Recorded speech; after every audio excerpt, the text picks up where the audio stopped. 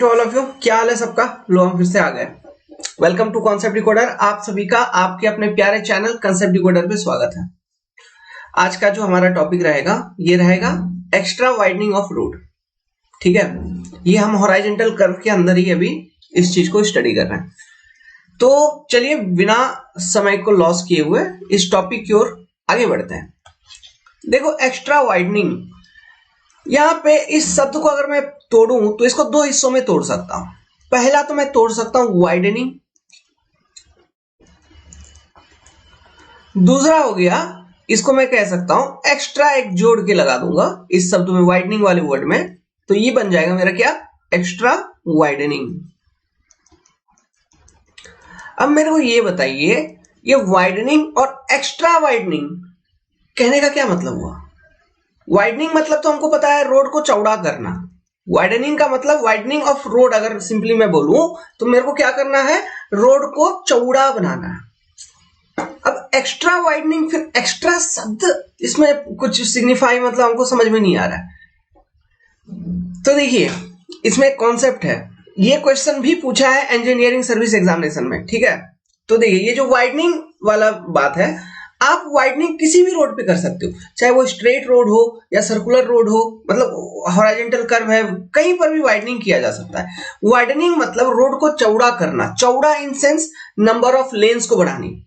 For example, किसी शहर से आपके लोकेलिटी से एक रोड जा रही थी, सिंगल रोड थी, फिर इसके अगल बगल चारों बगल घर द्वार ये सब बना के रखे थे, मार्केट प्लेसेस सब कुछ थे। आपने देखा कि रोड को फिर अगल बगल, रोड के अगल बगल सब बिल्डिंग स्ट्रक्चर सबको तोड़ के फिर नया रोड और थोड़ा चौड़ा बनाया गया। समझ गए? सिंगल लेन से अब डबल लेन बना दिया गया, तो दिस इज योर न्यू लेन। तो वो कंप्लीट एक लेन बना दिया गया, that is your widening of road, increment in number of lens. अब इस चीज को क्यों किया जाता है? वाइडनिंग ऑफ रोड को क्यों किया जाता है?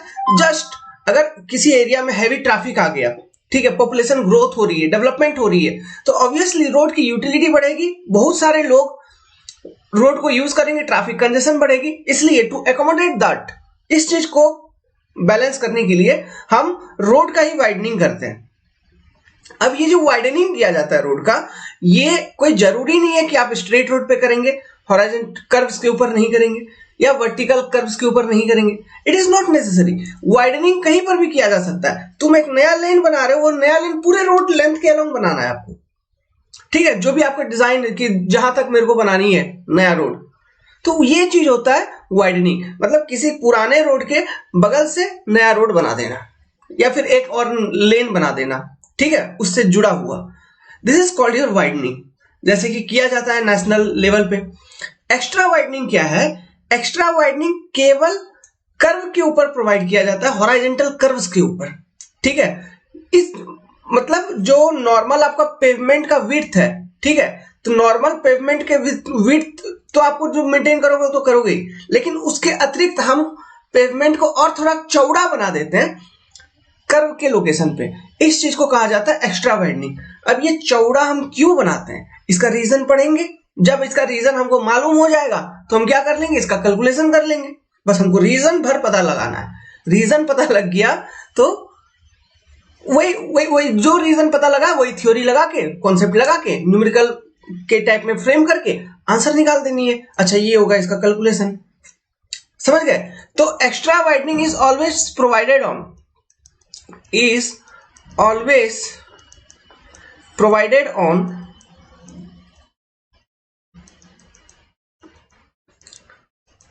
horizontal curves, ठीक है। ये सेफ्टी पर्पस को लेके, मतलब इसमें बहुत सारे चीजें हैं, ठीक है, मैं रीजंस बताऊंगा तब और ज्यादा क्लियर होगा। इसके बारे में अभी और ज्यादा डिस्कस नहीं करते हैं। वाइडनिंग के बारे में लिख लीजिए दो बात, लिखिए वाइडनिंग के बारे में लिखिए। It is method of increasing lane width और providing new lane to resolve issue of increased traffic, ठीक है। इसी में सेकेंड पॉइंट लिखिए वाइडनिंग के केस में, वाइडनिंग में कि widening of road can be done on a straight road और horizontal road, anywhere. Widening of road can be done over a straight road या फिर हॉरिजॉन्टल रोड, ठीक है, या फिर ऑन हॉरिजॉन्टल कर्व्स और एनीवेयर, ठीक है, कहीं पर भी आप रोड का चौड़ाई बढ़ा दो, उसमें क्या है, हम ये क्यों कर रहे हैं, just to resolve the issue of increase traffic, ठीक है। अब हमारा जो कंसर्न है इट इज एक्स्ट्रा वाइडनिंग। तो चलिए एक्स्ट्रा वाइडनिंग देखते हैं क्या होता है सबसे पहले, फिर उसके रीजंस को। उम्मीद करता हूं आप सभी अब तक ये कॉन्सेप्ट सीख गए कि what is difference between widening and extra widening.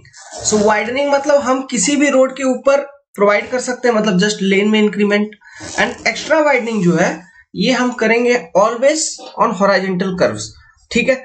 तो इसके बारे में थोड़ा और डिटेल में चलते हैं। अब एक्स्ट्रा वाइडनिंग को हम लेके चलेंगे, ओके।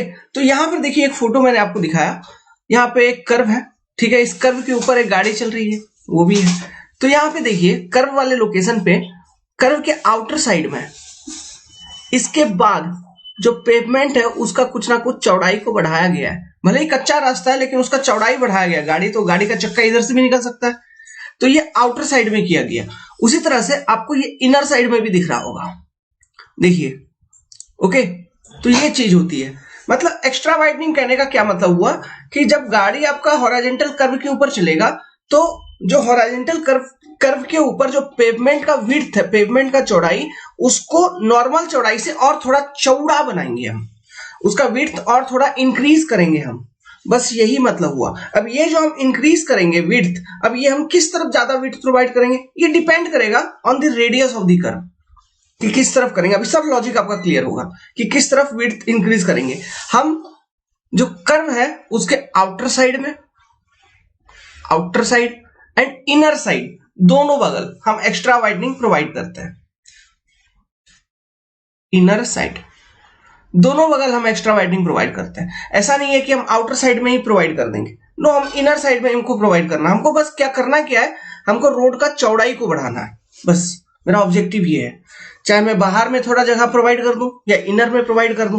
नॉर्मली क्या होता है कि जो भी आपने एक्स्ट्रा वाइडनिंग कैलकुलेट किया है, लेट्स सपोज कि मैंने एक्स्ट्रा वाइडनिंग कैलकुलेट कर लिया कि 1.2 मीटर, ये टोटल इतने से विड्थ को आपका रोड का जो विड्थ है उसको बढ़ाना है, तो हम क्या करेंगे, जो हॉरिजॉन्टल कर्व है इसके इनर साइड में 0.6 मीटर बढ़ा देंगे, इसका आउटर साइड में 0.6 मीटर बढ़ा देंगे। मतलब एक्स्ट्रा वाइडनिंग को मैं रिप्रेजेंट करूंगा WE से, WE/2 इधर प्रोवाइड कर देंगे एंड WE/2 विड्थ। ये सब अभी लिखना नहीं है, सुनते रहिए, कॉन्सेप्ट बिल्डअप कर रहा हूं। WE/2 विड्थ इधर प्रोवाइड कर देंगे, ऐसे आधा आधा कर देंगे। लेकिन मान लो हिली रोड है, ये भी तो हिली रोड है लेकिन यहाँ पे स्पेस थी तो इन लोगों ने प्रोवाइड कर दिया। लेकिन मान लो कोई हिली रोड है जहां पे आप आउटर साइड में प्रोवाइड नहीं कर सकते, तो बेसिकली हम इनर साइड में ही प्रोवाइड कर देते हैं जो भी एक्स्ट्रा वाइडनिंग हमारा टोटल। समझ में आई बात, ओके। इसका एक क्राइटेरिया मैं आपको वो लिखवा दूंगा बाद में। तो अब चलिए समझते हैं कि ऐसा कौन कौन सा बेसिक रीजन है जिसके कारण से हम ये एक्स्ट्रा वाइडनिंग हम प्रोवाइड करते हैं ऑन ए हॉरिजॉन्टल कर्व। तो इसका सबसे पहला कारण ये है off tracking of vehicle. Off tracking of vehicle, off tracking को जरा समझते हैं। What is this off tracking? अभी कुछ लिखना नहीं है। ऑफ ट्रैकिंग, इस शब्द को समझिए, ओके। देखिए, मान लो कोई स्ट्रेट रोड है, मान लो कोई स्ट्रेट रोड है, स्ट्रेट रोड पे होगा क्या, let's suppose this is your front axle of the vehicle, जो व्हीकल है उसका ये फ्रंट एक्सल है,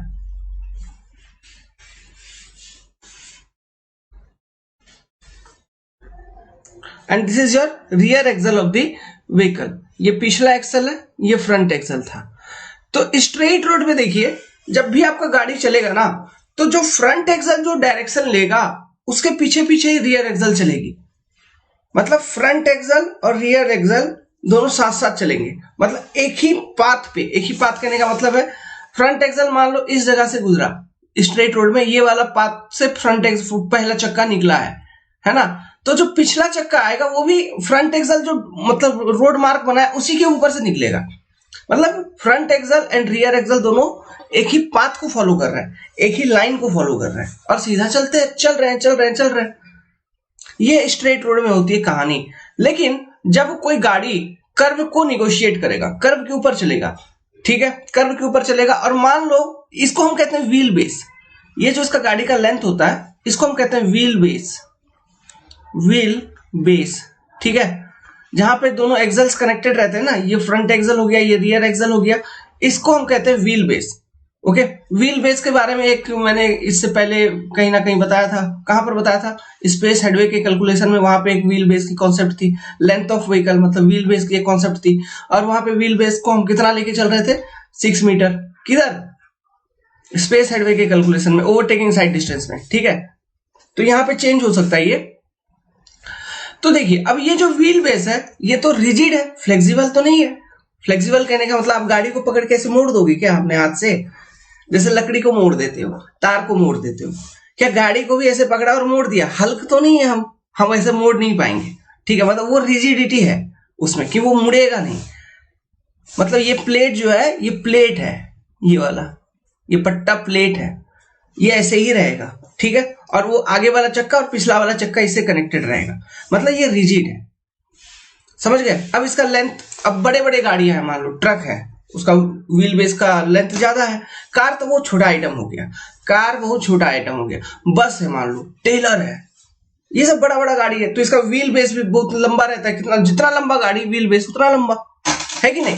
तो मान लो कोई एक ऐसा कर्व है जिसका रेडियस बहुत कम है, एक ऐसा कर्व है जिसका रेडियस बहुत कम है, रेडियस, टर्निंग रेडियस बहुत कम है, मतलब कि बहुत शार्प कर्व है। Okay, sharp curve. तो लेट्स सपोज ये मैंने एक कर्व बना दिया। ओके, ये मैंने एक कर्व बना दिया। अब होगा क्या, इस कर्व के ऊपर जब आपका गाड़ी चलेगा ना, इस कर्व के ऊपर जब गाड़ी चलेगा, जो बहुत लंबा है मान लो, तो सोचो कैसे चलोगे तुम, इमेजिन करो अपने आप को। हम जाएंगे इस तरह से, कुछ पाथ फॉलो करने का कोशिश करेंगे आउटर साइड से, ताकि मैं सेफ रहूं। ऐसे टर्न करूंगा, गाड़ी को काटूंगा, ठीक है। तो मान लो बड़े बड़े गाड़ियां जो होती हैं वो भी इसी को फॉलो करती हैं। ओके, तो बड़े बड़े गाड़ियों का होता क्या है कि मान लो ये फ्रंट एक्सल है, फ्रंट एक्सल का, तो ये चक्का आपका रोड से उतर जाएगा। मतलब उसको कटने के लिए, कर्व के ऊपर बड़े गाड़ी को कटने के लिए बहुत ज्यादा स्पेस की जरूरत पड़ती है। ये आ गया आपका व्हील बेस। जस्ट मिनट, इसको थोड़ा और अच्छे से बना दें व्हील बेस को। यहां पे आपका होगा रियर एक्सल, ये होगा पिछला चक्का, ऐसा कुछ। ये बड़े गाड़ियों का ये सीन होगा। ओके, मतलब उसको कटने के लिए बहुत ज्यादा जगह चाहिए होगी। तो ये देखिए, ये अगर कटने के लिए बहुत ज्यादा जगह चाहिए होगी, ये देखिए ये एक तो ये रोड से उतर रहा है, समझ गए? एक तो ये रोड से उतर रहा है, ये मान लो मेरा रोड था जो चौड़ाई मैंने प्रोवाइड किया था। ओके, तो एक तो इसका ये पहिया रोड से उतर गया। ओके, अब ऑफ ट्रैकिंग का बेसिक मतलब क्या हुआ? देखिए, जो रास्ता आपका फ्रंट एक्सल फॉलो कर रहा है, पहले ये दो चक्के जो रास्ता फॉलो कर रहे हैं, वो कौन सा फॉलो कर रहे हैं? वो इधर से ऐसे, मतलब ये वाला रास्ता कुछ ये फ्रंट दो एक्सल फॉलो कर रहा है। तो रियर दो एक्सल, जो पिछला वाला दो पहिया है, क्या ये भी वैसे ही घूम के जाएगा? नहीं। ड्राइवर क्या किया, गाड़ी को बाहर की ओर लेके गया, फिर जब काटेगा तो ये पहला वाला जो एक्सल होता है उसको हम डायरेक्शन एक्सल कहते हैं। ये जो चीज है इसको हम डायरेक्शन एक्सल कहते हैं। डायरेक्शन एक्सल, ये सब आपकी इमेजिनेशन के ऊपर है। इसको हम पावर एक्सल कहते हैं। Okay, power axle. तो देखो, जब ड्राइवर अपना गाड़ी को काटेगा ऐसे घुमा के, तो पहला वाला एक्सल जो है, मतलब डायरेक्शन एक्सल, वो एक रास्ता ये वाला पाथ फॉलो करेगी, लेकिन जो डायरेक्शन एक्सल है वो ऐसे सीधा ही निकल जाएगी। मतलब वो आगे वाला वो कट गया, फिर वो सीधा मार देगा गाड़ी को, समझो ना। पावर डायरेक्शन एक्सल मतलब ये धीरे धीरे काट के यहां तक लेके आएगा, मतलब रोड पे चढ़ाएगा, आगे वाले चक्के को काट के रोड पे चढ़ाएगा। तब तक क्या होगा, ये पिछला वाला चक्का थोड़ा डिस्टेंस मूव करी होगी और उसका जो डाला वो सीधा हो गया होगा, फिर वो गाड़ी को काट लेगा। मतलब जो डायरेक्शन आपका, जो पाथ आपका फ्रंट एक्सल फॉलो कर रहा है, वो पाथ आपका रियर एक्सल फॉलो नहीं करेगा कर्व के ऊपर, है ना। तो यहाँ पे front axle and rear axle के डायरेक्शन में जो पाथ फॉलो करता है उसमें एक बदलाव है। तो ये जो चीज होती है ना, इसी को हम ऑफ ट्रैकिंग कहते हैं, इसी को ऑफ ट्रैकिंग कहते हैं। ओके, सो अगर ऐसा ऑफ ट्रैकिंग होगा तो इसका मतलब हमको क्या है, थोड़ा सा रास्ता को कर्व के लोकेशन पे जहां टर्निंग है वहां पे चौड़ा करना होगा। क्यों? ड्राइवर हमेशा चाहेगा कि मैं बाहर जाके काटूं। उसे एक पर्पस, एक तो ये है कि जो लंबे गाड़ी होता है ना, वो गाड़ी लंबा है तो उसको कटने के लिए बहुत लंबा लेंथ चाहिए। ऐसा मेरे साथ हुआ था, एक जगह पे मेरा टेलर फंस गया था, एक टर्निंग पे टेलर फंस गया था, तो मैं हाइड्रा को बुला के लाया, फिर हाइड्रा से टेलर को उठवाया।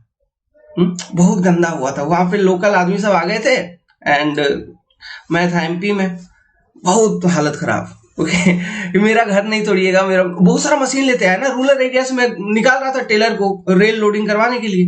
ओके, तो फंस गया गाड़ी, और क्या करें, हंगामा हो गया था, छोड़ो याद मत दिलाओ।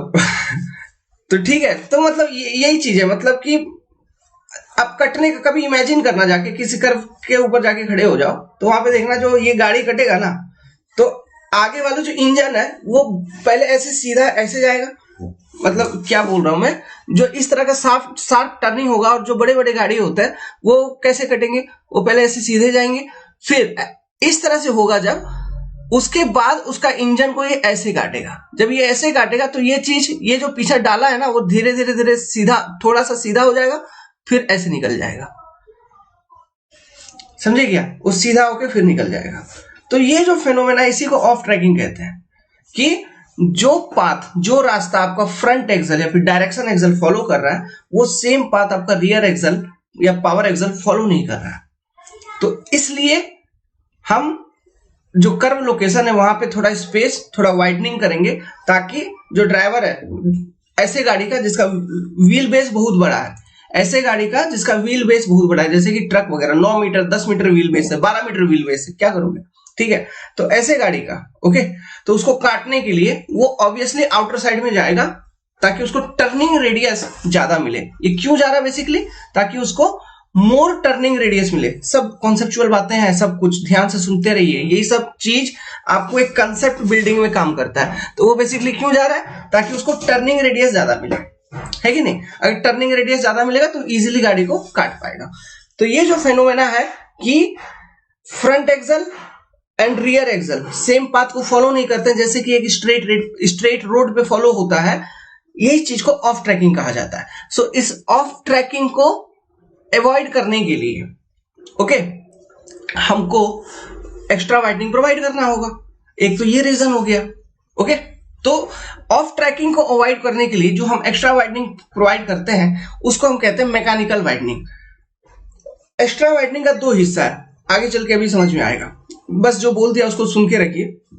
दूसरा कंडीशन ये है, मतलब क्यों हमको एक्स्ट्रा वाइडनिंग प्रोवाइड करना है, इसको मैं जस्टिफाई कर रहा हूं। देखिएगा, एक फोटो दिखाता हूं, देखिए। अच्छा, उससे पहले मैं ये ऑफ ट्रैकिंग का एक फोटो दिखाता हूं, उसको भी देख लीजिए। तो देखिए, इस वाले फोटो को देखिए, यहां पे देखो, पहला वाला फोटो को समझो, पहला वाला फोटो, ये देखो एक टेलर है, एक बहुत लंबा सा गाड़ी है, जैसा कि यहाँ पे एक गाड़ी है, नीचे एक गाड़ी दिया हुआ है, उसी जैसा कोई एक टेलर है। तो देखो, जब ये कर्व को निगोशिएट कर रहा है वो टेलर, तो इसका फ्रंट एक्सल को देखो, फ्रंट एक्सल आपका इधर है, जस्ट ए मिनट, आपका जो फ्रंट एक्सल है वो इस वाले लोकेशन में है, इस वाले एरिया में आपका ये फ्रंट एक्सल है। तो यहां पे देखिए, जो पहला चक्का है, मतलब स्टार्टिंग वाला, ये मतलब टेलर का इंजन क्या किया, वो आगे जाके कर्व पे एकदम आउटर साइड से एकदम किनारे पे जाके खड़ा हो गया, और उसका रियर एक्सल किधर है, इधर, इस तरफ, यहाँ पे, मतलब वो अंदर की ओर रहेगा, डाला ऐसे, मतलब इधर से ऐसे घूमोगे तो इंजन तुम्हारा उधर और डाला इधर पीछे, तो वहां से फिर इंजन को वो काटेगा, तो ये डाला ऐसे कटेगा, मतलब इंजन ऐसे कटेगा लेकिन डाला ऐसे कटेगा, तब जाके वो सीधा होके निकल जाएगी, समझे क्या।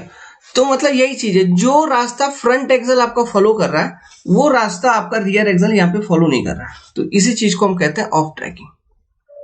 बस यही मतलब होता है ऑफ ट्रैकिंग का।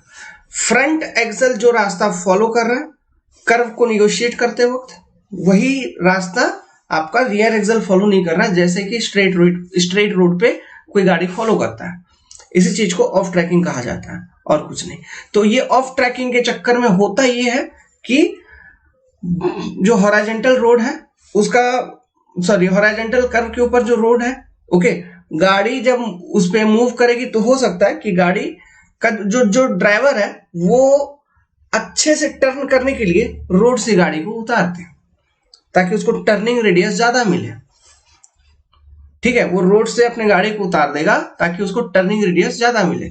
अब ये चीज वो क्यों कर रहा है? क्योंकि उसका गाड़ी लंबा है, उसका गाड़ी लंबा है और ऐसा है कि वो गाड़ी का जो लंबा है एक तो, और वो गाड़ी फ्लेक्सिबल नहीं है। मतलब ऐसा फ्लेक्सिबल कहने का मतलब ऐसा नहीं है कि वो गाड़ी ऐसे मुड़ता है या फिर इधर ऐसे मुड़ता है, मतलब उसका जो व्हील बेस है इट इज रिजिड, एक तो लंदी है और व्हील बेस का रिजिडिटी भी है। आप इसका एक प्रैक्टिकल एग्जांपल यहाँ पे देख सकते हैं। यहाँ पे देखो, यहाँ पे भी एक टेलर है, तो इसका देखो टेलर का ये इंजन देखिए, इंजन इधर है तो ये डाला इधर है, तो ये अब इधर गया आउटर साइड पे एकदम है, तो यहां से ये काटेगा। ओके, तो ये इंजन को इधर से काटेगा यहां से, लेकिन ये जो इसका जो डाला है ये ऐसे सीधा निकल जाएगी। वो इंजन को उधर से काटेगा लेकिन डाला उसके पीछे पीछे नहीं जाएगी कि डाला भी घूम के जा रहा है, ऐसा वो नहीं होगा, वो सीधा निकल जाएगा उससे। ये क्योंकि इंजन यहाँ पे पहुंचते पहुंचते इंजन सीधा हो जाएगा ना, तो ये ऐसे आ जाएगा, समझे? इंजन देखो, इंजन क्या होगा, इंजन जो है ऐसे कट रहा है, कट के ये सीधा हो जाएगा, तो ये डाला, ये जो डाले हैं ओके, ये ऐसे सीधा निकल जाएगा, समझ रहे हो ये चीज? तो इसमें देखिए, तो जो पहला दो चक्का जो रास्ता पकड़ के चल रहा है, क्या वही रास्ता ये पिछला दो चक्का पकड़ के चल रहा है? नहीं, तो इसी को हम कहेंगे ऑफ ट्रैकिंग। समझ गए? अब होप के ऑफ ट्रैकिंग के बारे में 16 मिनट डिस्कस कर लिया, बहुत कुछ समझ गए होंगे। Okay, so this is your off tracking. अगर डायग्राम बनाना है तो ये वाला डायग्राम बना लो, ये डायग्राम बना लो, या फिर जो मैंने पहले डायग्राम बनाया था ये वाला, ये बना लीजिए। ये फ्रंट एक्सल मान लो, ये एंड ऐसे ऐसे, जस्ट मिनट, ऐसे, ये आपका रियर एक्सल हो गया। तब जब कर्व के ऊपर गाड़ी चलेगी, ये फ्रंट एक्सल का पाथ ये फॉलो कर रहा है और रियर एक्सल ये पाथ फॉलो कर रहा है, तो ये जो डिफरेंस है this is your off tracking. Okay, और इस चक्कर में गाड़ी क्या हुआ, पेवमेंट से नीचे उतर गया। यहाँ पे देख लो, अगर पेवमेंट से नीचे उतर गया, ड्राइवर का ये टेंडेंसी होगा कि मैं थोड़ा, ताकि क्यों, टर्निंग रेडियस उसको ज्यादा मिल पाए। ओके, अब ये सब चीज होता है ऐसे कर्व के ऊपर जिसपे रेडियस कम है। मान लो कोई ऐसा एकदम लंबा सा कर्व है, मतलब जिसका रेडियस बहुत बड़ा है, मतलब बहुत ज्यादा दूर से घूमना है, तो उसको ज्यादा टेंशन नहीं है, वो आराम से अपने गाड़ी को घुमाएगा क्योंकि वहां पे टर्निंग रेडियस ज्यादा है। लेकिन कोई ऐसा कर्व जहां पे टर्निंग रेडियस बहुत कम है, जैसे शॉर्ट कर्व, जैसे ये वाला कर्व है, टर्निंग रेडियस बहुत कम, तो नॉर्मली अगर रेडियस जो है ना कर्व का, if it is less than 300 metre, तो ही हम एक्स्ट्रा वाइडनिंग प्रोवाइड करते हैं, नहीं तो हमको जरूरत भी नहीं है। समझ गए? रेडियस 300 मीटर या 300 मीटर से कम है तो हमको extra widening at horizontal curve provide करने की जरूरत पड़ती है, नहीं तो जरूरत भी नहीं होती है। ओके, तो ऑफ ट्रैकिंग वाला केस कंप्लीटली समझ गए। तो इस कारण, ये एक कारण है जिसके कारण हम एक्स्ट्रा वाइडनिंग प्रोवाइड करेंगे। आगे चलिए आगे डिस्कस करते हैं।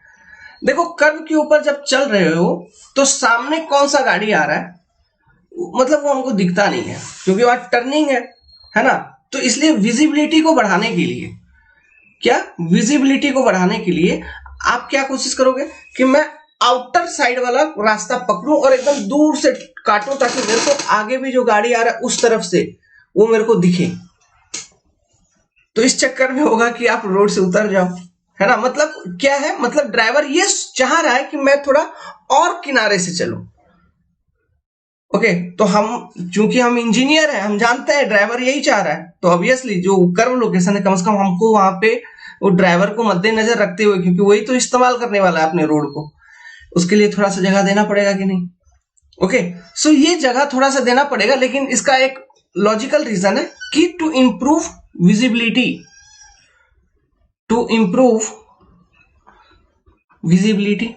है ना, इसलिए ड्राइवर आउटर साइड से काट रहा है ज्यादा। समझ गए, ये एक रीजन है। और एक रीजन मैं बताता हूं, जैसा कि अभी थोड़ा देर पहले, इससे पहले वाले लेक्चर वीडियो में हमने डिजाइन किया था सुपर एलिवेशन के लिए, तो वहां पे मैंने एक कॉन्सेप्ट बताया था, कॉन्सेप्ट ऑफ लैटरल स्किडिंग, है ना। तो हॉरिजॉन्टल कर्व के ऊपर जब आपका व्हीकल चलेगा, गाड़ी चलेगा, तो ऑब्वियसली मेरे को मालूम है कि वहां पे लैटरल स्किडिंग होगी। तो लैटरल स्किडिंग अगर होगी तो अब इतना स्किड हो गया, मान लो कि वो रास्ते से ही फेंका गया बाहर, ऐसा भी पॉसिबल है। तो कम से कम वो डर भी तो हमारे अंदर है। तो इसलिए वो जो स्किडिंग हो रही है, वो अगर स्किड हुआ भी तो हम थोड़ा सा अगर एक्स्ट्रा रास्ता प्रोवाइड करके वहां रखे हैं, तो मान लो स्किड होते होते होते होते वो वहां पे जाके रुक गया, गाड़ी उसका बच जाएगा वो। समझे क्या? सो टू अवॉइड लैटरल स्किडिंग, ये भी एक रीजन होता है। ओके, इसलिए भी हम एक्स्ट्रा वाइडनिंग प्रोवाइड करते हैं हॉरिजॉन्टल कर्व के ऊपर। ये सब ऑब्जेक्टिव क्वेश्चन में आएगा, इसलिए मैं बकबक कर रहा हूं, बोल रहा हूं, नहीं तो मैं बोलता भी नहीं, कोई मतलब नहीं था, मैं लिखवा देता 4-5 पॉइंट। लेकिन एक लॉजिकल लिंकअप के साथ, है ना, सब चीजों को पकड़ के रखेंगे तो याद करना नहीं पड़ता है, बस इसलिए बोलना पड़ता है हमको, और कुछ नहीं है। और क्या रीजन हो सकता है? देखो, कोई एक गंदा सा हॉरिजॉन्टल कर्व है, ठीक है, वहां का एक सीन बताता हूं, एक फोटो बताता हूं। ये रास्ते को तो देख के ही डर लग रहा है, हा? इतना गंदा सा रोड है, देख रहे हैं आप, ठीक है। तो मान लो इस तरह का कोई रोड है। अब इस रोड पे मान लो कि ये वाला लोकेशन पे, कौन सा लोकेशन पे, ये वाला कर्व लोकेशन है, ठीक है, और टर्निंग बहुत शार्प है, वेरी शार्प। तो इस वाले कर्व लोकेशन पे एक गाड़ी तो इधर से जा ही रही है, लेकिन मान लो दूसरा गाड़ी उधर से आएगा, तो ड्राइवर अचानक से देख के हड़बड़ा जाएगा कि नहीं? एक तो ये इतना टर्निंग है, फिर उधर से सामने से गाड़ी भी आ रही है। तो मान लो कि एट टर्निंग लोकेशन ओनली 2 गाड़ी का क्रॉसिंग होना है, तो उस समय ड्राइवर के माइंड में बहुत प्रेशर चलता है कर्व पे, ध्यान रखिएगा। क्यों? मान लो, और वो भी गाड़ी, मान लो ये तो छोटा कार दिख रहा है, मान लो 2 बड़े बड़े ट्रक एक टर्निंग के सामने ही फंस गए, एक दूसरे से क्रॉस करने उनको। तो ट्रक तो लंबा है, चूंकि मैंने उसका बोला व्हील बेस ज्यादा लंबा होता है ना, तब जब टर्न करेगा वो, तो ड्राइवर हमेशा यही सोचेगा कि दोनों व्हीकल के बीच में, साइकोलॉजिकली उसकी मेंटेलिटी यही रहेगी कि दोनों व्हीकल के बीच में इतना सफिशिएंट क्लियरेंस हो, है ना, इतना सफिशिएंट क्लियरेंस हो कि किसी भी तरह से उनका गाड़ी आपस में ना टकरा जाए। आगे इंजन नहीं टकराएगा, मान लो आगे इंजन नहीं टकराएगा, क्यों? उतना भी बेवकूफ ड्राइवर नहीं है कि आगे सामने आके धक्का मार देगा। मान लो तुम्हारा इंजन इधर से क्रॉस हो गया, उसका इंजन इधर आ गया, लेकिन जो टर्निंग लोगे ना, जैसे कि मैं यहीं पे बता रहा हूं, एक चीज सुनना। मान लो कोई बहुत बड़ा ट्रक है, ठीक है, तो इधर से जो गाड़ी आ रहा है, इधर से, तो वो ड्राइवर क्या करेगा, वो पहले ऐसे लेके आएगा अपना गाड़ी को, मतलब उसका पहला चक्का इधर रहेगा। इधर से जो जा रहा है, ठीक है, तो इधर से जा रहा है, तो ये अपने इधर से उठाएगा, मान लो, ठीक है, उसका ये चक्का इधर रहेगा। तो अब ये इधर काटेगा, तो ये चीज इसका फिर सीधा आ जाएगी। अब इसमें फिर ये कहां जाएगा, ये कहां काटेगा? इसको भी तो कटने के लिए स्पेस चाहिए, मतलब ये जब मान लो थोड़ा सा आगे बढ़ाएगा, तो ये चीज इसकी इधर आ जाएगी, तो फिर ये कटेगा। समझे क्या? मतलब एक बहुत ज्यादा प्रेशर रहता है जब हॉरिजॉन्टल कर्व को क्रॉस कर रहा हो व्हीकल्स, तो ड्राइवर के माइंड के ऊपर वो साइकोलॉजिकली परेशान हो जाता है, और साइकोलॉजिकली उसका यही थिंकिंग रहता है, मानसिक रूप से, कि जो दोनों गाड़ी है उनके बीच में बहुत अच्छा, बहुत ज्यादा क्लियरेंस वो मेंटेन करके रख पाए। तो अगर बहुत अच्छा, बहुत ज्यादा क्लियरेंस अगर उसको मेंटेन करना है, तो इसका मतलब हमको वहां पे रोड भी चौड़ा देना होगा। अगर मैं रोड चौड़ा नहीं दे पा रहा हूं, तो क्लियरेंस कहां से मेंटेन करेगा? जब वहां रोड ही नहीं है, तो किधर से क्लियरेंस मेंटेन करोगे? इसलिए हमको रोड की चौड़ाई को बढ़ानी है कि नहीं? ओके, सो ये चीज होता है साइकोलॉजिकल वाइडनिंग। तो एक्स्ट्रा वाइडनिंग जो है ना, 2 हिस्सों में, जीएसटी सुविधा केंद्र, मेरा कुछ नहीं है इसमें। ओके, तो मतलब समझ गए? एक तो हो गया ऑफ ट्रैकिंग के लिए, दूसरा हो गया टू इंप्रूव विजिबिलिटी, तीसरा हो गया टू अवॉइड लैटरल स्किडिंग, चौथा हो गया to incorporate the psychological mentality of driver negotiating the horizontal curve, that the clear spacing between 2 vehicle must be as greater as much possible so that any accidents can be avoided. अब accident क्या engine to engine नहीं होगा, उनका पीछे वाला जो डाला है ना, ये सब एक दूसरे से टच में आ जाता है. आप देखते होंगे जब कोई शार्प हॉरिजॉन्टल कर्व के ऊपर क्रॉस करिए ना, बस वगैरह में बैठ के चलिए ना, आप देखिएगा बस वगैरह बैठ के चलेंगे, जो कर्व होगा उस पे आपका बस और ट्रक एकदम किनारे से गुजरता है, स्पेस ही नहीं मिल पाती है ना उतना. ओके, तो वहां पे दिक्कत वो होता है. अब वो रोड भले ही चौड़ा है लेकिन किनारे से वो फिर भी गुजर जाएगा. क्यों? क्योंकि व्हील बेस एक तो रिजिड है, फिर वो टर्निंग करेगा, भले इंजन उधर है लेकिन वो उधर है तो उसका डाला पूरा पीछे आ जाएगा. फिर ये इंजन इधर है तो उसका डाला पूरा उधर चले जाएगा. मतलब क्रॉसिंग करते वक्त बहुत दिक्कत होती है. ओके, सो वही इसलिए हमको ड्राइवर के लिए मतलब उसके साइकोलॉजिकली वो ज्यादा परेशान ना हो जाए और उसको एक प्रॉपर स्पेसिंग मिले. ठीक है, मतलब कर्व पे क्रॉसिंग करने के लिए गाड़ियों के साथ, इसलिए हम IRC, हम नहीं, इंडियन रोड कांग्रेस एक एक्स्ट्रा वाइडनिंग का प्रोविजन रखता है ड्राइवर के साइकोलॉजी को देखते हुए, तो उसको हम कहते हैं psychological widening.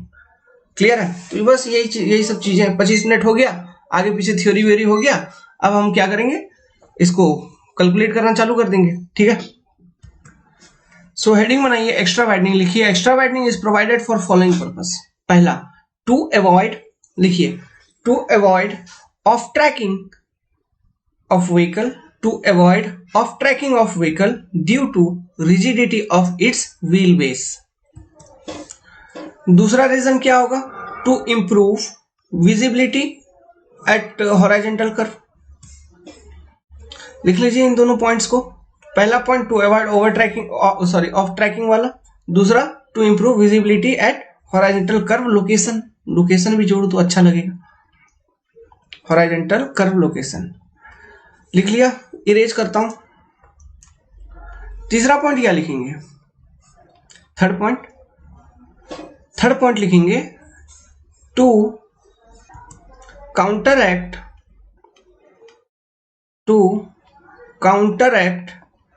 The lateral skidding. Fourth point क्या लिखेंगे, to encounter the psychological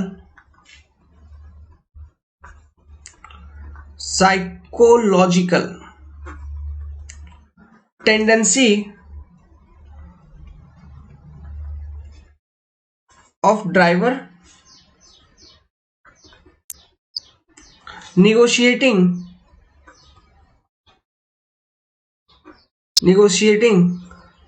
a horizontal curve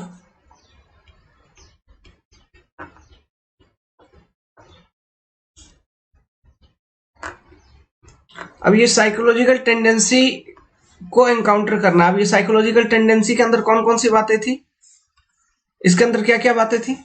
जब हॉरिजॉन्टल कर्व के ऊपर जो ड्राइवर है किसी व्हीकल को क्रॉस करेगा या ओवरटेक करेगा तो हमेशा वो ये सोचता है कि maximum clear spacing between two vehicle, maximum clear spacing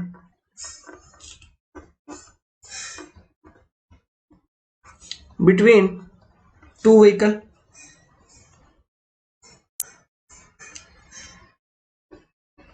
अब ये वो क्यों सोच रहा है, उसको कोई लालच है क्या? नहीं, सेफ्टी है ना, सेफ्टी के लिए सोच रहा है. ये एक पर्पस है. दूसरा पर्पस, उसको गाड़ी को काटने में आसानी हो, आराम हो, है ना, मतलब टर्निंग रेडियस उसको ज्यादा मिल जाए. ये भी इसलिए भी वो हमेशा कर्व के ऊपर आउटर पाथ को फॉलो करेगा. ये भी उसका एक साइकोलॉजिकल टेंडेंसी है. ठीक है, कि वो सेंटर पे नहीं चलेगा बल्कि आउटर पाथ को फॉलो करेगा. क्यों? ताकि उसको टर्निंग रेडियस ज्यादा मिले, विजिबिलिटी ज्यादा मिले. ओके, और गाड़ी उसका आसानी से कट जाए हॉरिजॉन्टल कर्व के ऊपर. ओके, तो ये सारे कुछ इंपॉर्टेंट पॉइंट्स थे जो आपको एग्जाम में ऑब्जेक्टिव क्वेश्चन आएंगे, इन्हीं में से पूछेंगे, या फिर ये सारे पॉइंट्स पूछेंगे ऑब्जेक्टिव में, या फिर आपसे ये पूछेंगे शॉर्ट नोट्स लिख दो कि पर्पस क्या, कन्वेंशनल टाइप के एग्जाम में. ओके, तो अब चलिए हम इसका कैलकुलेशन करते हैं. इसको कैलकुलेट करने का कोशिश करेंगे. तो कैलकुलेट करने का कोशिश करेंगे तो फॉर्मूला कहता है कि जो एक्स्ट्रा वाइडनिंग है, extra widening it is equal to sum of mechanical widening plus psychological widening. Extra widening को मैं रिप्रेजेंट करूंगा as WE which is nothing but it is sum of W mechanical plus W psychological.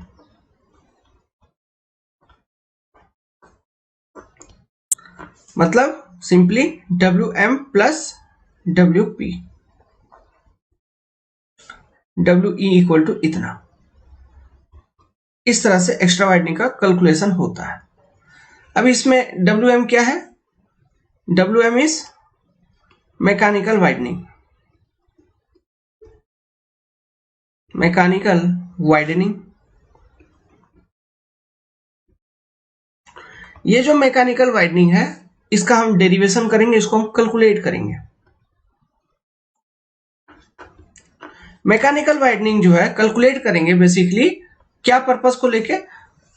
Of tracking को लेके, कि जो of trekking हो जा रहा है, जो मतलब चक्का रोड से उतर जा रहा है ना, उस केस में ऑफ ट्रैकिंग हो रहा है मतलब ड्राइवर एकदम आउटर किनारे से लेके चल रहा है अपना गाड़ी को काटने के लिए, वो चक्का को रोड से उतार दे रहा है। तो बेसिकली एक हॉरिजॉन्टल कर्व के ऊपर एक हम ये एज्यूम करेंगे कि लेट्स सपोज कुछ डिस्टेंस तक चक्का उतरी है ना, एक एज्यूम करके, तो चक्का को रोड पे उतार के फिर उसको कैलकुलेट करने का कोशिश करेंगे। कौन सा चक्का बेसिकली उतरेगा? जो फ्रंट एक्सल है उसका आउटर वाला चक्का, बाहरी चक्का, वो कर्व के बाहर से निकलेगा, है कि नहीं? तो ऑफ ट्रैकिंग के लिए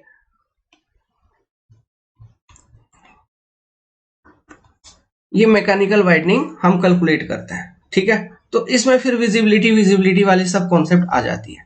साइकोलॉजिकल वाइडनिंग तो आपको समझ गए, ठीक है। It is your psychological widening, WP का मतलब साइकोलॉजिकल वाइडनिंग। ये चीज क्यों दिया? ताकि जब कोई व्हीकल हॉरिजॉन्टल कर्व के ऊपर चल रहा है और सामने से भी व्हीकल आ गया, ओके, या फिर उसके पीछे से व्हीकल है, किसी को ओवरटेक करना होगा, किसी को क्रॉस करना होगा, तो ऐसे कंडीशन में एक सेफ डिस्टेंस मेंटेन रहे दोनों व्हीकल के बीच में। तो ड्राइवर हमेशा थोड़ा बाहर से चलेगा और दूसरा वाला ड्राइवर थोड़ा ज्यादा अंदर से घुसेगा, समझ रहे हो, ताकि एक सेफ डिस्टेंस उसके मेंटेन रहे, वो टकरा ना जाए। तो ये चीज को कहा जाता है साइकोलॉजिकल वाइडनिंग, ओके। इसके लिए हम कोई कैलकुलेशन नहीं करेंगे, ये डायरेक्टली इंडियन रोड कांग्रेस ने एक कोडल प्रोविजंस दे दिया है, हमको बस उसके फॉर्मूले को याद कर लेना है, हमारा काम बन जाएगा, ओके। तो चलिए, तो हमको डेरिवेशन किसका करना है? WM का डेरिवेशन करना है। तो हम इसका डेरिवेशन करते हैं, फिर पढ़ते हैं कैलकुलेट करके, ओके। तो हेडिंग बनाइए और लिखिए मैकेनिकल वाइडनिंग, सब यूनिट A हेडिंग लिखिए मैकेनिकल वाइडनिंग या फिर WM मैकेनिकल, ब्रैकेट में मैकेनिकल वाइडनिंग। पहला लिखिए ऑफ ट्रैकिंग हाइफन ऐसे लिखिए, path travelled by front axle is not same as the path travelled by rear axle, comma, this phenomena is called off tracking. इसी को आप ऑफ ट्रैकिंग कहते हैं। ये हमेशा हॉरिजॉन्टल कर्व लोकेशन पे ही होगा, स्ट्रेट रोड पे कभी ऑफ ट्रैकिंग होगी क्या? नहीं होगी, ठीक है। Next, mechanical widening is provided to avoid off tracking due to rigidity of wheel base, off tracking due to rigidity of wheel base. Objective question बन गया क्या? Why mechanical widening is provided? To avoid off tracking. Why off tracking occurs? Due to rigidity of wheel base. Length of wheel base भी यहां पे add कर दो, length of wheel base,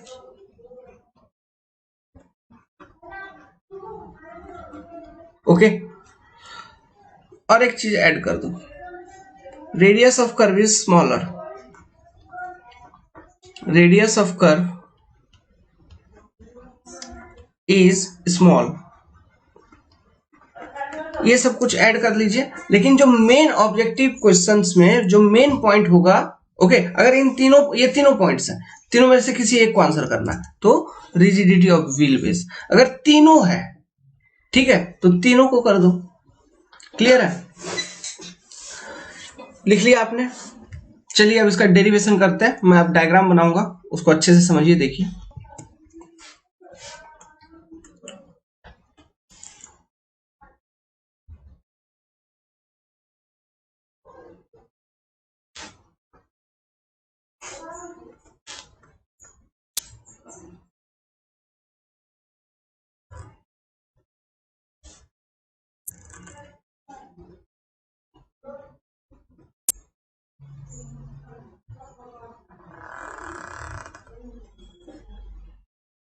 ये एक हॉरिजॉन्टल कर्व है।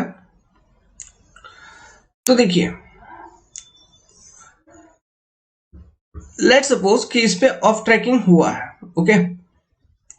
तो आपका जो सबसे पहले तो मैं बात करता हूं, जो पिछला चक्का है वो एकदम रोड के ऊपर है, this is your rear axle. लेकिन इसी का जो फ्रंट एक्सल है ना, इसी गाड़ी का, वो ऑफ ट्रैक हो गया और ये आपका फ्रंट एक्सल का पहिया है।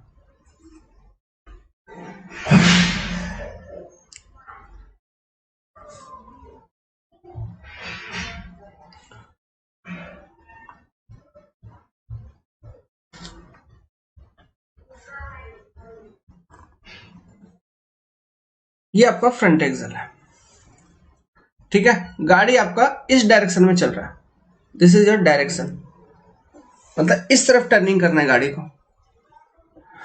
ये जो हॉरिजॉन्टल कर्व है, इसका अपना एक रेडियस होगा, ठीक है। तो लेट सपोज रेडियस होगा, मतलब इस ये सर्कल का ही कोई हिस्सा, तो इसका एक सेंटर है, दिस इज योर सेंटर, जिसको मैं कहता हूं ओ। इसको मैंने कह दिया, ये जो पॉइंट है, ये जो पॉइंट है, इसको मैंने कह दिया पॉइंट ए। ये जो पॉइंट है, ये पॉइंट, इसको मैंने कह दिया पॉइंट बी, ठीक है। अब देखो, आपको पॉइंट बी पर जो पहला वाला चक्का है, मतलब फ्रंट एक्सल है, वो रोड से बाहर चला गया है। तो मेरे को ये चक्के को रोड के ऊपर लानी है, तो मतलब ये कर्व यहां से मैं इस तरह से एक रोड प्रोवाइड करना है मेरे को। ये जो ग्रीन वाला लाइन बना रहा हूं, देखो, इस तरह से मेरे को एक रोड प्रोवाइड करना है। मतलब मेरे को इतना चौड़ाई तो मिनिमम चाहिए ही चाहिए, ताकि वो चक्का रोड के ऊपर रहे, क्या समझे। तो ये जो चौड़ाई है ना, इसी को नथिंग बट, और कुछ नहीं बल्कि मैं क्या कह दूंगा, इसी को मैकेनिकल वाइडनिंग, WM। एक चीज हो गया WM। अब देखो, ये सेंटर है, तो ये चीज हो गया आपका, ये क्या हो गया, रेडियस ऑफ कर्व, इसको मैं कहता हूं R, ओके। सिमिलरली यहां से, मतलब अगर B की ओर देखेंगे, ये पॉइंट, ओके, ये लाइन मैंने जोड़ दिया, तो यहां पे एक ट्रायंगल बन रहा है, क्या, OAB, इस तरह का एक ट्रायंगल बन रहा है, और ये आपका रेडियस ऑफ कर्व, मतलब OA जो है, it is your radius of curve, इसको मैं कहता हूं R, radius of curve.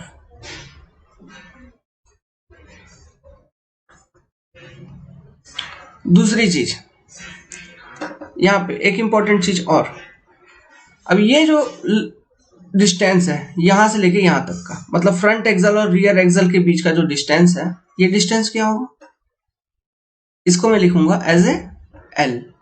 L मतलब length of wheel base of the vehicle, क्या समझा, L मतलब length of wheel base of the vehicle. ये मैंने कर दिया। अब सिंप्लीफाई करते, निकल जाएगा फॉर्मूला। और थोड़ा कंफ्यूजन होगा, तो इसलिए डायग्राम को और क्लियर कर लो। क्लियर क्या कर लोगे, मतलब मैं बोल रहा हूं अभी बचपन में पढ़ रहे हो, बुढ़ापे में कंफ्यूजन हो जाएगा बाद में। तो ये फ्रंट एक्सल लिख लो, इसको फ्रंट एक्सल, इधर लिख लो रियर एक्सल,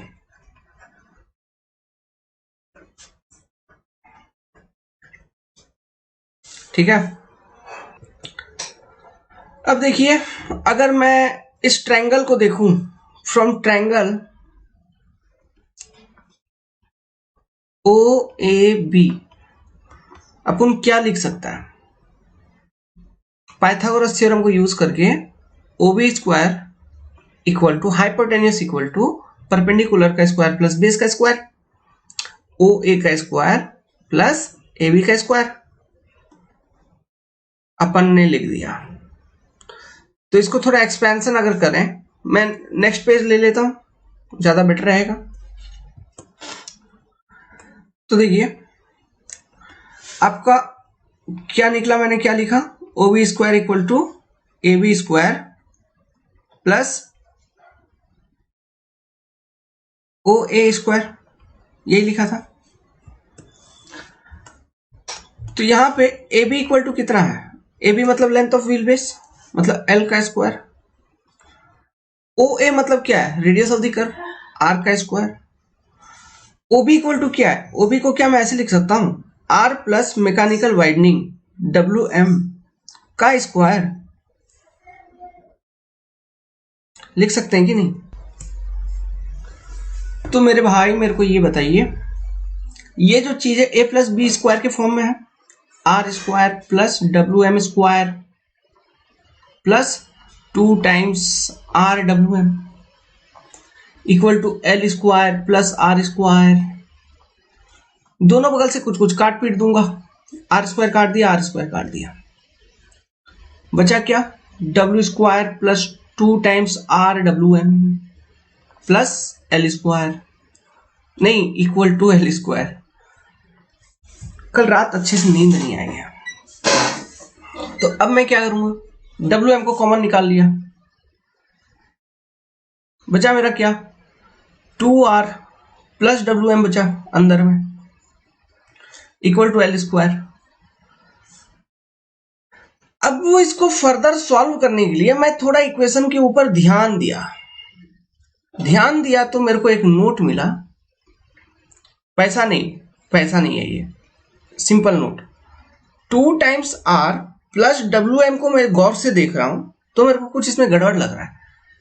अरे मैकेनिकल वाइडनिंग, इसकी वैल्यू बहुत कम आएगी, इसकी वैल्यू बहुत ही कम होगा, और रेडियस ऑफ कर्व कहां 200-250 मीटर, तो 200-250 मीटर गुना 2 400-500 मीटर, उसके साथ आप प्लस ऐड कर रहे हो 0.6 0.7 0.8 या फिर 1.2 मीटर 1.1 मीटर, इसका कोई महत्व है क्या, नहीं है। तो मैं ये कहूंगा कि 2 times R since far greater than W M, बहुत ज्यादा बड़ा है, इसलिए 2 times R plus W M को भी इतने बड़े इक्वेशन में मैं उसको 2 टाइम्स आर भी लिख दूं तो मेरे को ज्यादा फर्क नहीं पड़ने वाला, नहीं है। तो मैं इसको कर देता हूं W M plus W M into 2 times R equal to L square, ये मैंने इसको कर दिया, अब मेरे को चाहिए केवल डब्ल्यू एम का value which is your mechanical widening, तो W M equal to L square by 2r। अब ये इक्वेशन हो गया फॉर मैकेनिकल वाइडनिंग।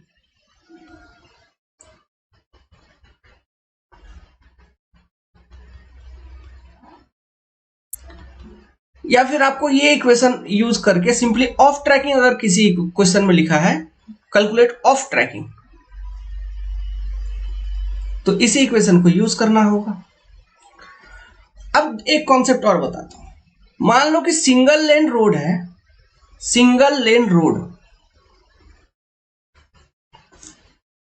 एक ही लेन है,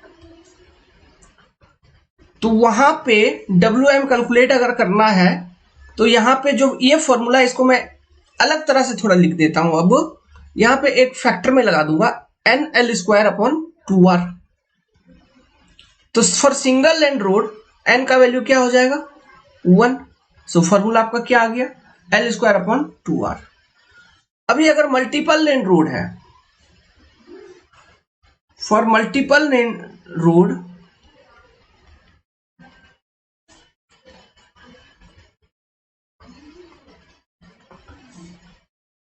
mechanical widening equal to calculated as N L square by 2r।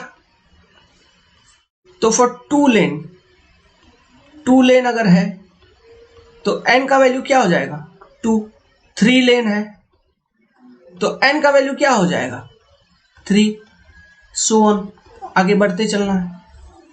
तो मतलब यहां से मेरे को एक चीज पकड़ में आई कि जितना चौड़ा लेन, मतलब जितना बड़ा लेन, चौड़ा नहीं, जितना नंबर ऑफ लेन, सॉरी चौड़ा बड़ा छोड़ दो, सिंपली ये समझो जितना number of lane horizontal curve के ऊपर है, प्रोपोर्शनली आपका मैकेनिकल वाइडनिंग बढ़ते रहेगा, यही मतलब है। तो ये चीज भी ऑब्जेक्टिव क्वेश्चन में पूछ लेगा।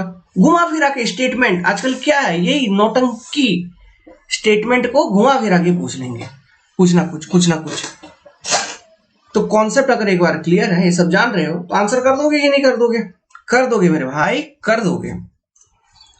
तो ये हो गया आपका कहानी खत्म फॉर मैकेनिकल वाइडनिंग। अब हम क्या कैलकुलेट कर रहा है मेरे को? एक्स्ट्रा वाइडनिंग को कैलकुलेट करने, WP लिखिए B, या फिर साइकोलॉजिकल वाइडनिंग, साइको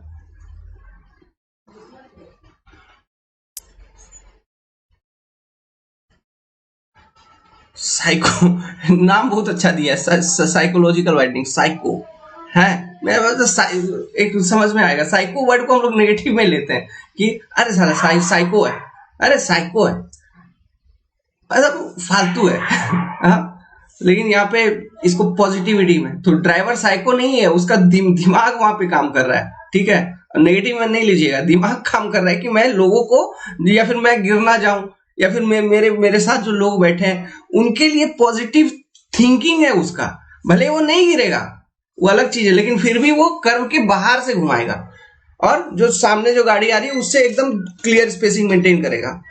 तो वही चीज साइकोलॉजिकल वाइडनिंग।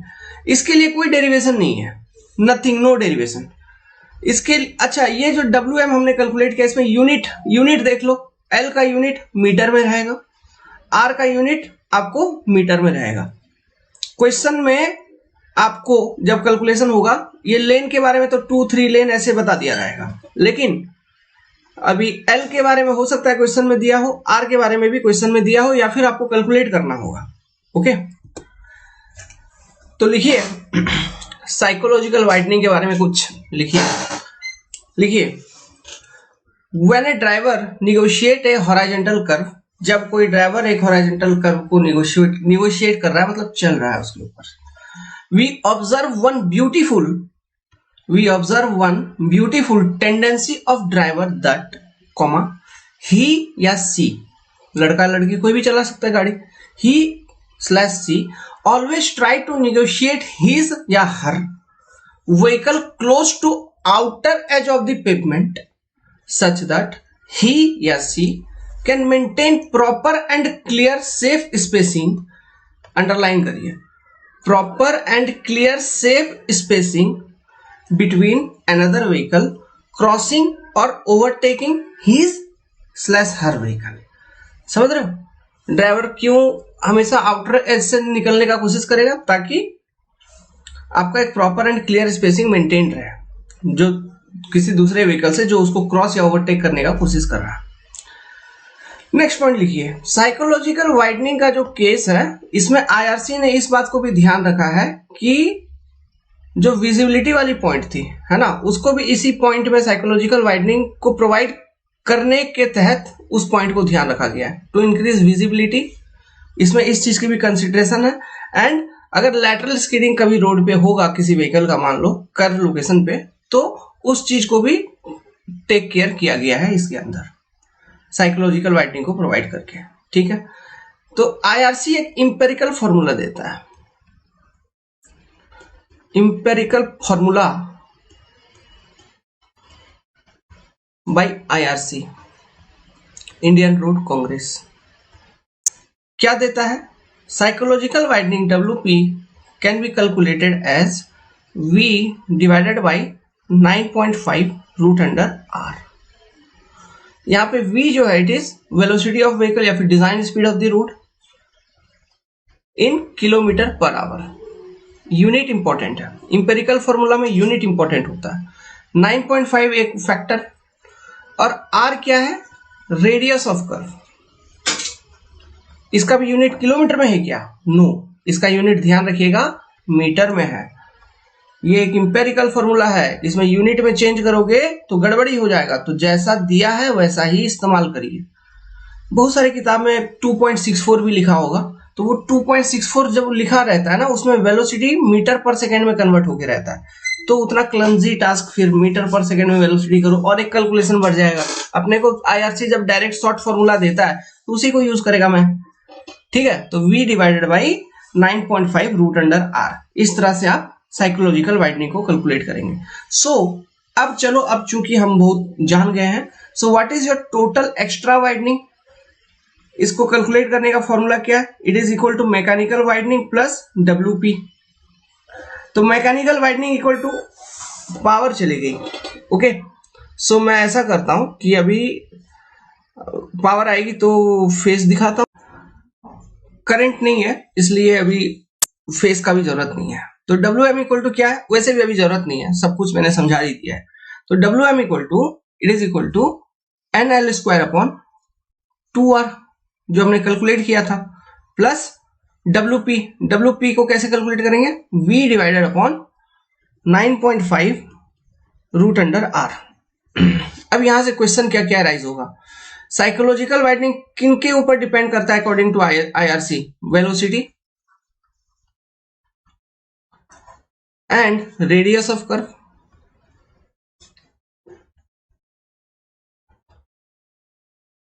अब चलो मेरे को ये बताओ, अगर क्वेश्चन पूछेगा कि वेलोसिटी ज्यादा तो साइकोलॉजिकल वाइडनिंग का क्या, तो साइकोलॉजिकल वाइडनिंग भी ज्यादा, क्योंकि डायरेक्ट प्रोपोर्शनलिटी में है वेलोसिटी आपका। क्वेश्चन पूछेगा रेडियस ऑफ कर्व ज्यादा तो साइकोलॉजिकल वाइडनिंग क्या, ऑब्वियसली कम। सो अगर रेडियस ऑफ कर्व ज्यादा है तो साइकोलॉजिकल वाइडनिंग देने की जरूरत पड़ेगी क्या, नहीं। सो लो रेडियस, इसलिए मैंने पहले ही बोला था आपको कि शार्प कर्व, ऐसे कर्व के ऊपर जिसका रेडियस कम है, ओके, वहां पर इन सब चीजों की जरूरत पड़ती है, ओके।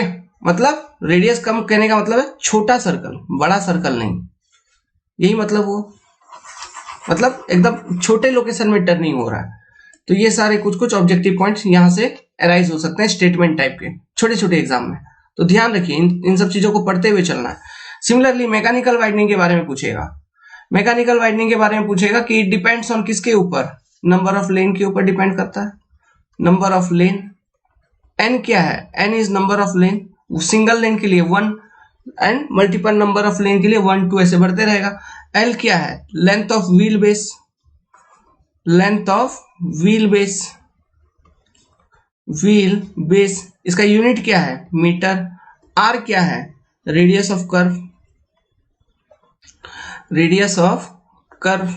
तो चाहे आप साइकोलॉजिकल वाइडनिंग देखो, इसका भी यूनिट मीटर में, और साइकोलॉजिकल वाइडनिंग का यूनिट मैंने बता ही दिया, वेलोसिटी हमेशा इसमें ये वाले फॉर्मूले में किलोमीटर पर आवर, 9.5 मतलब किलोमीटर पर आवर, और रेडियस मीटर में, ठीक है। तो चाहे आप साइकोलॉजिकल वाइडनिंग को देखो या मैकेनिकल वाइडनिंग को देखो, रेडियस ऑफ कर्व अगर ज्यादा तो ये एक्स्ट्रा वाइडनिंग कम होगा। सो इसलिए ज्यादा बड़ा रेडियस है तो उसके लिए हम एक्स्ट्रा वाइडनिंग प्रोवाइड नहीं करते, कम रेडियस वाले रोड पे हम एक्स्ट्रा वाइडनिंग प्रोवाइड करते हैं, ठीक है। ये देख लिया। अब इसके साथ सम नोट बना के लिखिए, some special cases note.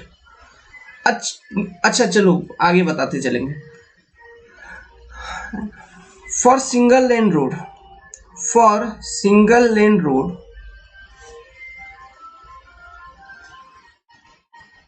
IRC कहता है, IRC say that psychological widening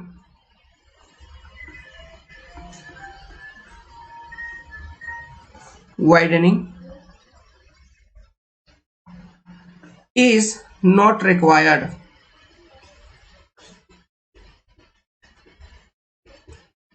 अगर आपका सिंगल लेन रोड है तो साइकोलॉजिकल वाइडनिंग की जरूरत नहीं है, वहां पे देने की जरूरत नहीं है।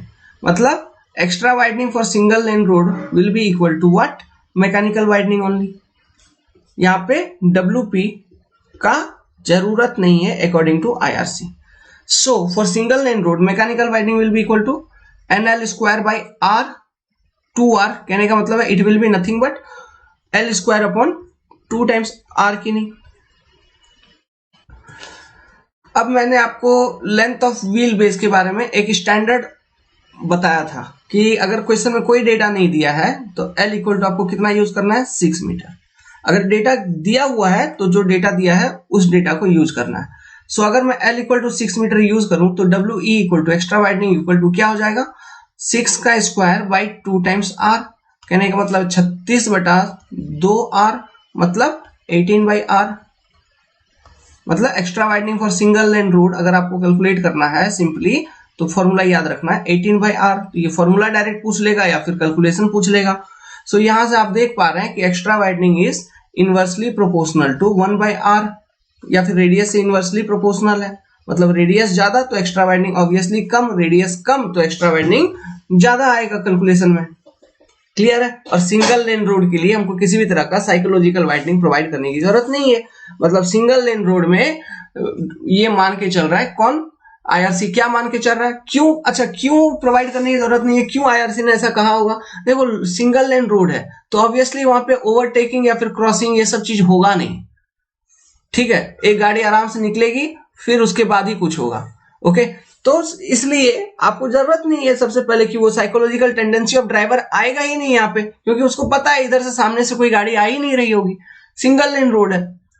समझ गया, ये एक पहला पॉइंट हो गया। दूसरा पॉइंट क्या हो गया, वो ओवर मतलब साइट विजिबिलिटी, विजिबिलिटी उसको क्यों चाहिए थी, यही देखने के लिए ना कि सामने कोई गाड़ी है कि नहीं, तो वो विजिबिलिटी वाली भी बात नहीं रही फिर। ओके, और लेटरल स्किडिंग उतना होगी नहीं, सिंगल लेन रोड है, गाड़ी आराम से निकलेगा, क्योंकि हम ऑलरेडी मैकेनिकल वाइडनिंग कुछ प्रोवाइड करके रखेंगे। तो मैकेनिकल वाइडनिंग लेटरल जो है, जो इस पे विड्थ हम प्रोवाइड करेंगे वो लेटरल स्किडिंग वाले केस को टेक केयर कर लेगा। इसलिए ये सब सोच के IRC ने सिंगल लेन रोड के लिए साइकोलॉजिकल वाइडनिंग प्रोवाइड करने का जरूरत ही नहीं समझा। हम भी नहीं समझ रहे हैं, आप भी नहीं समझ रहे हो। अब एक कॉन्सेप्ट को और देखिए यहां पे कि ये एक्स्ट्रा वाइडनिंग हम कैसे इंट्रोड्यूस करते हैं। तो ये मान लो ये आपका सर्कुलर कर्व है, this is your circular curve. तो हमको यही सर्कुलर कर्व या हॉरिजॉन्टल कर्व के ऊपर ही एक्स्ट्रा वाइडनिंग प्रोवाइड करना है। सो हम क्या मतलब जैसे कि हम डायरेक्टली प्रोवाइड कर देंगे, नहीं ऐसा नहीं होता है। ओके, जैसा हम सुपर एलिवेशन इंट्रोड्यूस करवाते थे एक ट्रांजिशन लेंथ प्रोवाइड करके, तो उसी ट्रांजिशन लेंथ के दौरान ही हम इन सब चीजों को इंट्रोड्यूस करवाते हैं। Let's suppose this is your straight road, ठीक है, ये आपका स्ट्रेट रोड है अगेन। सो ये स्ट्रेट रोड और आपका जो डिजाइन सर्कुलर रोड है उसको कनेक्ट करता हुआ एक ट्रांजिशन कर्व आप प्रोवाइड कर रहे हो यहां पे। ओके, सिमिलरली इधर, जस्ट इन मिनट, ध्यान से सुनना बात को, एक ट्रांजिशन कर्व प्रोवाइड कर रहे हैं, डायग्राम को अच्छे से बनाइएगा। ओके, तो ये क्या हो गया, ट्रांजिशन कर्व, ये भी हो गया आपका transition curve. This is your straight road, straight road. तो जो हम एक्स्ट्रा वाइडनिंग प्रोवाइड किए हैं, जो हम कैलकुलेट किए हैं, वो तो बेसिकली हम ये सर्कुलर कर्व के लिए कैलकुलेट किए, है ना। तो हम उसको डायरेक्टली इंट्रोड्यूस नहीं करते हैं, बल्कि हम क्या करते हैं, जहां से ट्रांजिशन कर्व स्टार्ट हो रहा है वहां से धीरे धीरे धीरे धीरे पेवमेंट की चौड़ाई, लेट्स सपोज हमको आउटवर्ड डायरेक्शन में देना है, इधर आउटसाइड में देना है। एक्चुअली ऐसे आउटसाइड इनसाइड दोनों बगल देते हैं, तो जो देते हैं, तो जो भी देते हैं, मान लो कि हमने कुछ दिया है, तो जितना हमको आउटसाइड देना है हम उसको धीरे धीरे धीरे धीरे धीरे धीरे रोड को चौड़ा करते रहते हैं, ठीक है। और जैसे ही आपका वो पॉइंट आ गया जब आपका ये ट्रांजिशन कर्व सर्कुलर कर्व से मीट हो रहा है, तब तक में जो भी डिजाइन एक्स्ट्रा वाइडनिंग है, मतलब इतना चौड़ा करना था ओवरऑल, तो ये चौड़ाई आपने अचीव कर लिया, दिस विड्थ, ठीक है। फिर उसके बाद ये विड्थ एकदम कांस्टेंट रहेगी कर्व के ऊपर, फिर ऐसा कांस्टेंट रहेगी। फिर जब से ये ट्रांजिशन कर्व, मतलब जब सर्कुलर कर्व खत्म हो गया अपोजिट साइड में, वहां से फिर ये धीरे धीरे धीरे धीरे आप इसको ग्रेजुअली डिक्रीज करोगे ड्यूरिंग द ट्रांजिशन लेंथ। समझ में आया। उसी तरह से इन साइड में ऐसे ग्रेजुअली इंक्रीज किए, फिर ये मेंटेन रहेगा, फिर यहाँ पे ये खत्म, फिर ये धीरे धीरे धीरे धीरे डिक्रीज होगा, है ना। सो हम कैसे इंट्रोड्यूस करवाते हैं, we introduce it gradually, introduce it gradually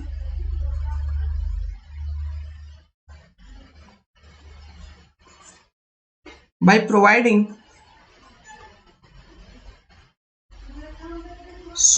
by providing transition curve.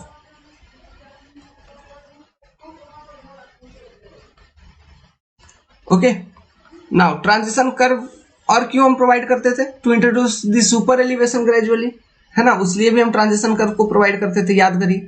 सो इस तरह से ये इंट्रोड्यूस किया जाता है। और जब ये सर्कुलर कर्व के साथ आपका टच हो गया जहां पे, तो वहां से फिर आपका डिजाइन एक्स्ट्रा वाइडनिंग आपको ओवरऑल पूरे सर्कुलर कर्व पे देखने को मिलेगा। मतलब this is your extra widening WE, इधर भी WE ऐसा। ओके, तो इस तरह से हम इंट्रोड्यूस करवाते हैं। चलिए, ये कॉन्सेप्ट क्लियर हुआ, आगे चलते हैं। तो ट्रांजिशन कर्व ध्यान रखिएगा, बहुत इंपॉर्टेंस उसका बढ़ रहा है। क्या 2 यूज आ गया अभी तक, आगे चल के देखिए क्या होगा उसका यूज, उसका, इसीलिए उसको भी डिजाइन करना बहुत जरूरी है, इंपॉर्टेंस हो गया उसका बाबा। नेक्स्ट, IRC का कुछ notes, IRC notes extra widening से रिलेटेड। पहला case, if radius of curve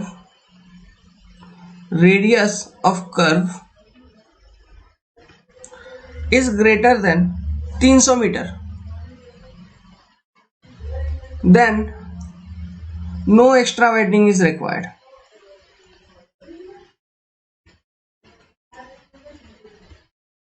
no extra widening is required. जैसा कि मैंने आपको पहले ही बोल दिया था कि रेडियस ऑफ कर्व ज्यादा, एक्स्ट्रा वाइडनिंग कम, तो वो जरूरत भी नहीं है। क्यों? एक्स्ट्रा वाइडनिंग वैसे भी कम रेडियस वाले कर्व के ऊपर जरूरत होता है, शार्प कर्व्स के ऊपर, है ना। तो आर ग्रेटर देन 300 मीटर, तो IRC का साफ कहना है कि WE इक्वल टू 0, आपको देना ही नहीं है, ठीक है। मतलब आर ग्रेटर देन 300 मीटर, आप 300 मीटर तक हम प्रोवाइड करेंगे। Okay, second case, if radius of curve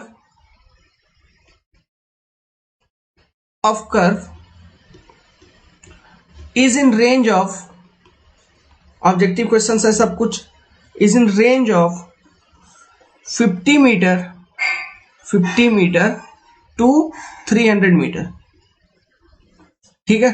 अगर इस रेंज में है, then provide the calculated extra widening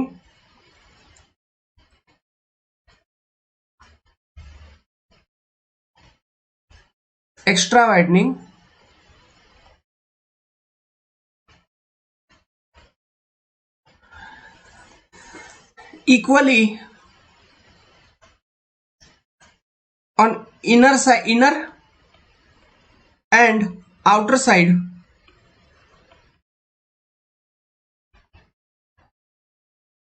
of the horizontal circular curve।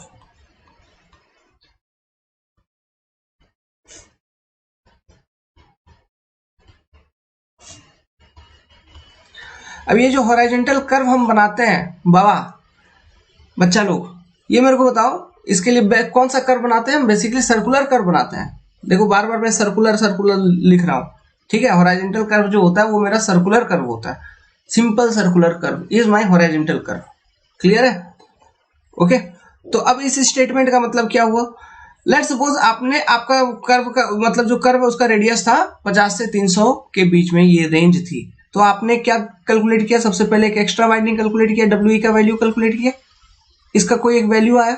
तो इसको हम कैसे प्रोवाइड करेंगे? इसको प्रोवाइड करने का तरीका ये बताया। तो let's suppose this is your circular curve, ठीक है, this is your circular curve. तो हम इसको कैसे प्रोवाइड करेंगे? एक तो ट्रांजिशन लेंथ के दौरान ग्रेजुअली इंट्रोड्यूस करवाएंगे, वो कॉन्सेप्ट तो क्लियर है, लेकिन इक्वली हम प्रोवाइड करेंगे इनर एंड आउटर साइड के अलोंग। मतलब इधर हम कुछ प्रोवाइड कर देंगे, इधर कुछ प्रोवाइड कर देंगे।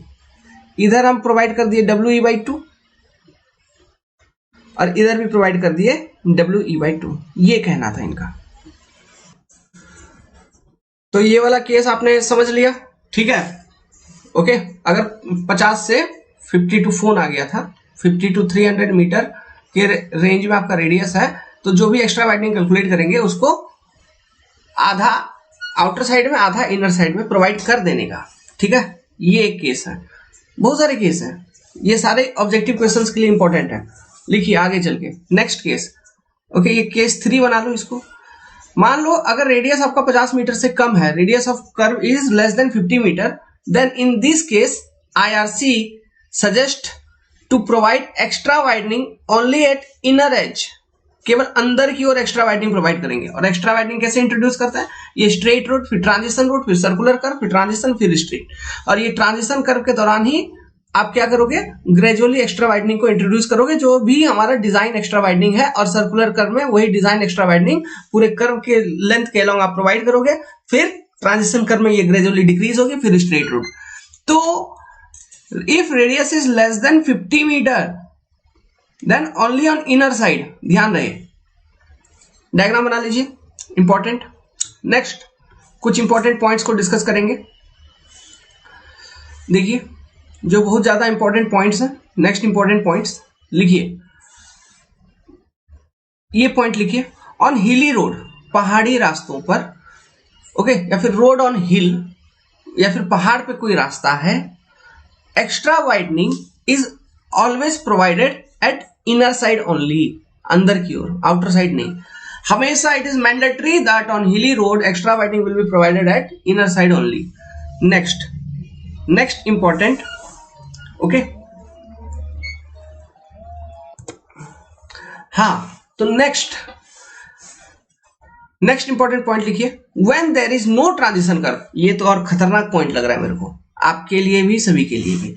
जब ट्रांजिशन कर्व नहीं दे रहे हो आप, देखो ध्यान से सुनना, हम क्या कर रहे हैं, जो ये हम प्रोवाइड कर रहे हैं एक्स्ट्रा वाइडनिंग, हम ये ग्रेजुअली इंट्रोड्यूस करवाते हैं during the transition length of the curve और नॉट।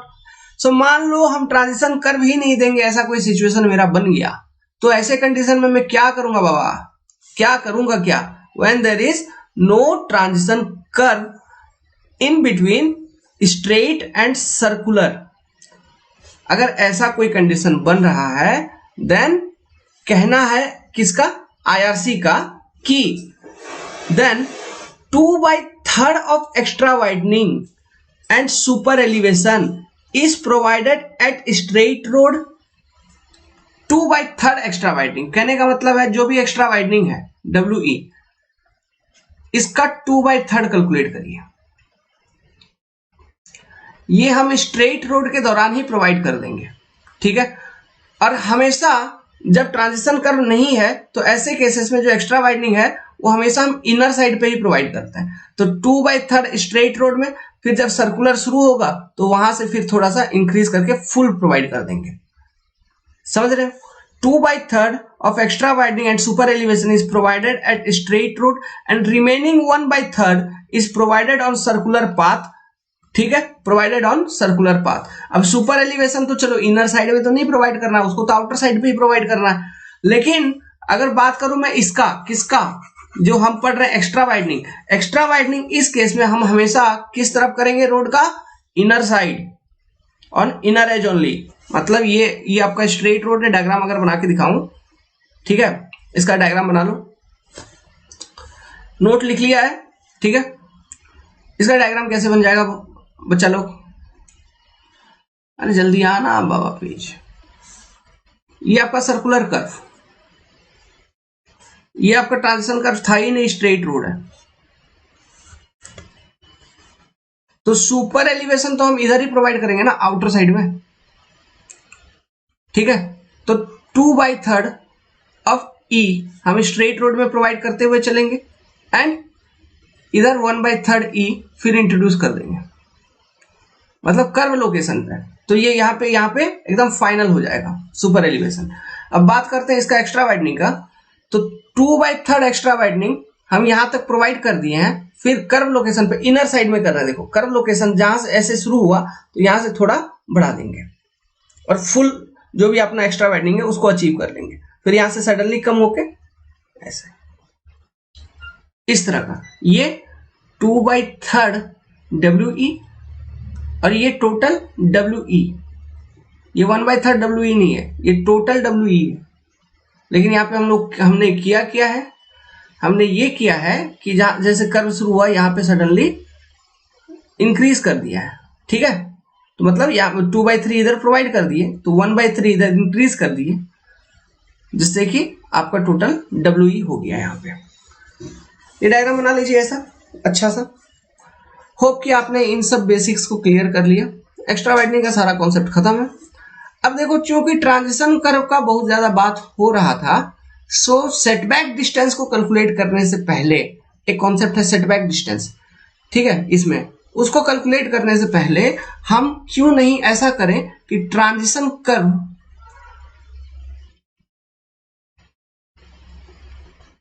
को अच्छे से उधेड़ के रख दें, इसको अच्छे से समझ लें, है कि नहीं, इट इज इंपॉर्टेंट कि नहीं, बहुत अच्छे क्वेश्चंस आते हैं।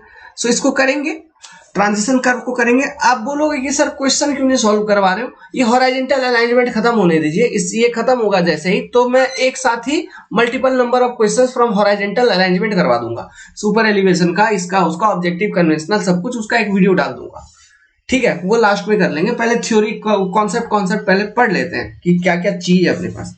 ओके, सो ये ट्रांजिशन कर्व का डिजाइन मैं इस वाले वीडियो में नहीं करूंगा, ये लेक्चर होगी आपका नेक्स्ट लेक्चर। उसके बाद अपन करेंगे ये सेटबैक डिस्टेंस, ठीक है। अब एक चीज मैं आप सभी को बता दूं, अगर आप कॉन्सेप्ट डिकोडर पे हाईवे इंजीनियरिंग फॉलो कर रहे हो तो देखिए ये जो अपना फुल कवरेज है कंटेंट की, ये एंड्रॉयड एप्लीकेशन के ऊपर आपको मिलेगा, एंड्रॉयड ऐप। आप ऐप को डाउनलोड करिए, देखिए अब यही मेरे पास एक इस तरह का कुछ है जिससे कि मैं ऐप का डाउनलोड इंक्रीज करवा पाऊं, इसलिए बोलना पड़ेगा, ठीक है, इसमें कोई बुरा मानने वाली बात नहीं है। आप एंड्रॉयड ऐप को इंस्टॉल करिए, आपको वहां पे इसका फुल कवरेज मिलेगा, ठीक है, कंप्लीट। Thank you.